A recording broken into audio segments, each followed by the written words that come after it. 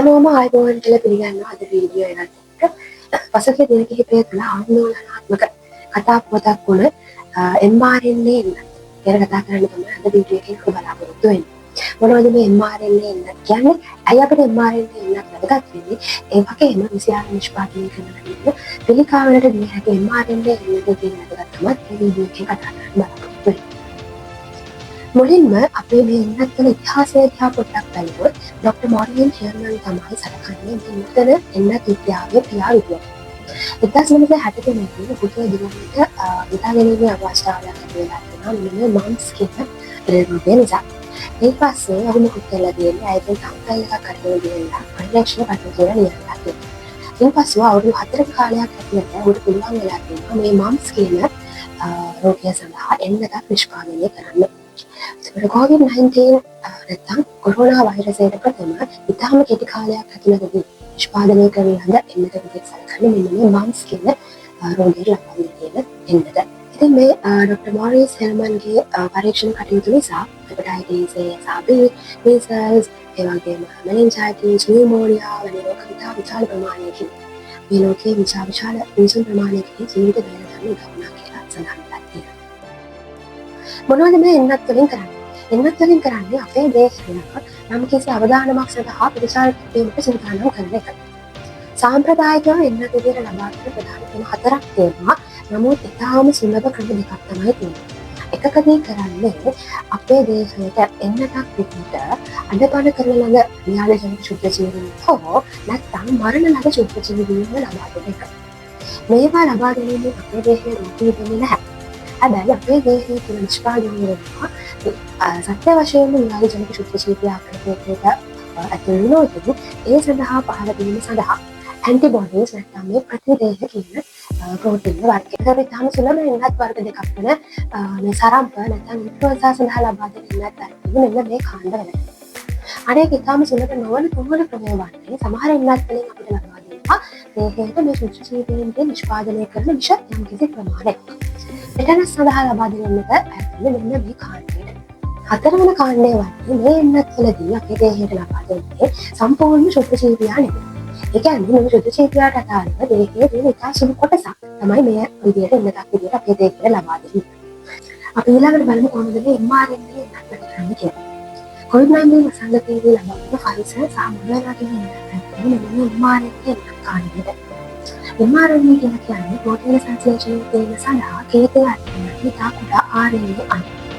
ඒ කියන්නේ අපේ ද්‍රව්‍ය තුළ තියෙන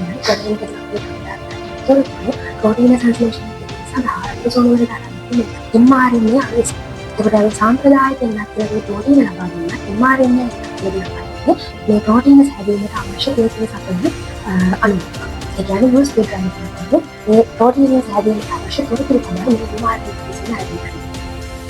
කොරෝනා වෛරසයේ පිටපැය තියෙනවා මේ ප්‍රෝටීන ස්පයික් ප්‍රෝටීන කියන කොටස. විද්‍යාඥයෝ විසින් මේ ස්පයික් ප්‍රෝටීන හැදීමට අවශ්‍ය කේතය තමයි මේ mRNA විදිහට ලබා දෙන්නේ. එවිට මේ mRNA අපේ ශරීරයට ඇතුළු වුණාට පස්සේ එය ස්පයික් ප්‍රෝටීන කොටස නිෂ්පාදනය කරනවා. ඊට පස්සේ අපේ දේහයේ ප්‍රතිදේහ නිපදවන සෛල විසින් මේ ස්පයික් ප්‍රෝටීන විනාශ කිරීමට අවශ්‍ය ප්‍රතිදේහ නිපදවනවා. මෙම ස්පයික් ප්‍රෝටීන විනාශ කිරීම නැත්නම් දාජනක විනාශ කිරීම සඳහා T cells මෙමරි cells නිෂ්පාදනය කරනවා. මෙම එන්නත් වලින් ස්පයික් ප්‍රෝටීන කොටස නිෂ්පාදනය කිරීම සඳහා අවශ්‍ය හේතුව පමණක් සැපයුවාට සම්පූර්ණ ව්‍යාජනිකය ඇතුළු වුණාට පස්සේ අපේ ප්‍රතිදේහ වලට හැකියාව තියෙනවා එම ව්‍යාජනිකය විනාශ කිරීමට. ඉතින් මම ඔය ආකාරයට තමයි mRNA එන්නත් අපේ දේහයේ ක්‍රියාත්මක කරන්නේ. ඔබට මතක ඇති මෙන්න mRNA නිෂ්පාදනය සම්බන්ධයෙන් ඩොක්ටර් කැටලින් කාලිකෝ සහ ට්‍රූ වේස්මන් මුලින්ම mRNA පරීක්ෂණ කරන්න ඕනේ අපරාපින් නැහැ. ඕන උත්සාහ කරන්නේ සාර්ථක නිෂ්පාදනය කිරීමට. ඇත්තටම මේ මොඩර්න් හරියට අවුරුද්දකට ඉන්ෆ්ලුවෙන්සා සඳහා පාවිච්චි කරලා තියෙනවා. ඊළඟට අපි බලමු උත්සාහ විශ්ව නිෂ්පාදනය කරලා තියෙන ඒකම අතරේ තියෙන සඳහා ඉක්ුත් කරලා තියෙන ඉන්ටරොබික්ස් කියන එන්නත බොහොම වැදගත්. මෙන්න එන්නතේ දැනට ප්‍රකාශිත විස්තරයක් අනුව 100% ප්‍රතිඵල පෙන්වලා තියෙනවා phase 1 trial එකේ කියන්නේ සතුන් ආශ්‍රිත කරන පරීක්ෂණ වලින්. ඊට අමතරව මේ කුටලා තියෙන personalized vaccine එකක් විදිහට. ඒ කියන්නේ පුද්ගලයාගෙන් පුද්ගලයාට වෙනස් කරලා ලබා දෙන හැකි එන්නතක් විදිහට.